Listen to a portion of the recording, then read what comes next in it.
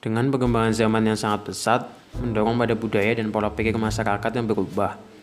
Sehingga dengan adanya perkembangan tersebut, juga akan membentuk pelanggaran-pelanggaran yang dilakukan oleh masyarakat. Perkembangan teknologi informasi yang pesat berdampak pada semakin variatifnya kebutuhan masyarakat, yang salah satunya bentuk barang dan jasa hasil karya manusia. Buku menjadi hasil karya manusia yang tidak luput dari pelanggaran ataupun kecurangan. Oleh karena itu, edukasi dan juga perlindungan hukum sangat diperlukan.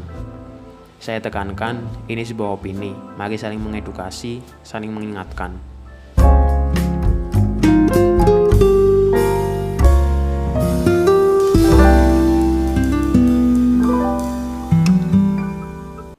Oke kawan-kawan, kali ini saya tidak akan mereview sebuah buku, namun akan membahas suatu hal yang ramai belakangan ini di media sosial, terutama WhatsApp. Akhir-akhir ini banyak bertebaran e-book gratis dalam bentuk PDF di mana-mana. Bahkan banyak yang menyebarkan lewat status WA, mengirim link lewat grup, ataupun pesan pribadi.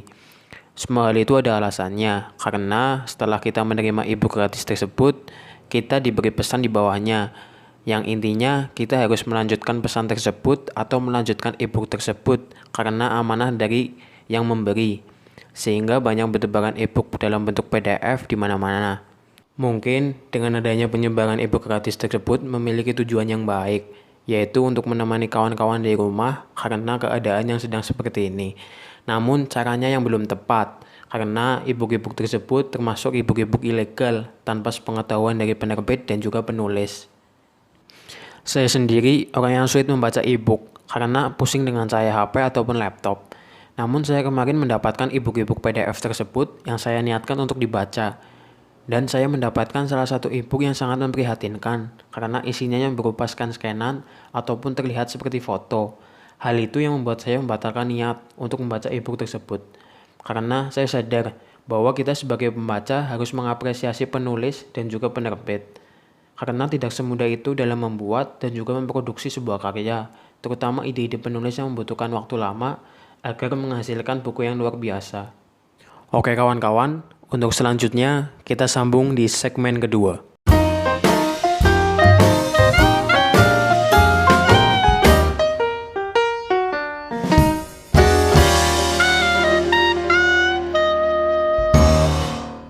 Oke kawan-kawan, di segmen kedua ini saya akan membahas pengalaman saya dalam membeli buku. Jadi waktu itu saya membeli buku fisik ke salah satu toko online di Instagram. Jadi di toko ini banyak buku dijual secara paketan. Jadi misal 3 buku dengan harga 80.000, 4 buku dengan harga 100.000. Buku tersebut bebas untuk dipilih ataupun sesuai paket yang telah ditentukan oleh toko tersebut. Lalu saya memutuskan untuk membeli paket 3 buku dengan harga Rp100.000. Pada saat itu saya baru suka membaca buku dan pertama kali membeli buku lewat toko online. Jadi masih sangat awam sekali mengenai buku-buku yang original dan juga masih minim referensi tentang pembajakan buku. Dengan keterbatasan pengetahuan saya mengenai buku, akhirnya saya membeli buku tersebut. Setelah beberapa hari, buku itu sampai dan saya langsung membuka paket tersebut, lalu melihat buku-bukunya, melihat dari halaman per halaman, dan akhirnya saya sadar bahwa kertas dari buku tersebut, kertas fotokopian, lalu lem dari buku itu tidak rapi, dan juga terlihat dari ukurannya lebih kecil daripada yang saya lihat dari punya kawan saya. Lalu salah satu kawan memberitahu soal buku tersebut, bahwa buku itu bacakan, bukan original. Lalu saya lihat di beberapa toko online yang lebih terpercaya, ternyata iya, harganya lebih jauh daripada yang bacakan.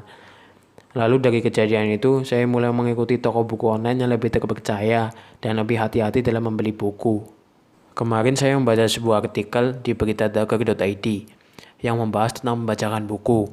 Jadi, dalam sebuah investigasi di Jogja menemukan beberapa fakta tentang pembacakan buku, yang malah dimotori oleh pihak yang memiliki modal besar, seperti memiliki alat produksi dan juga percetakan besar. Bahkan pembajakan tersebut sudah menjadi industri perputaran uang yang mencapai ratusan juta, yang jumlahnya sebesar itu, bahkan mengalahkan keuntungan penerbit berskala kecil. Sesimpel itu pembajakan dilakukan, tanpa membayangkan penerbitan buku yang asli, yang membutuhkan waktu yang lama. Ada beberapa pekerja di dalamnya seperti penulis, editor, konseptor buku, dan lain-lain. Bisa dibilang pembajakan membunuh industri legal perbukuan.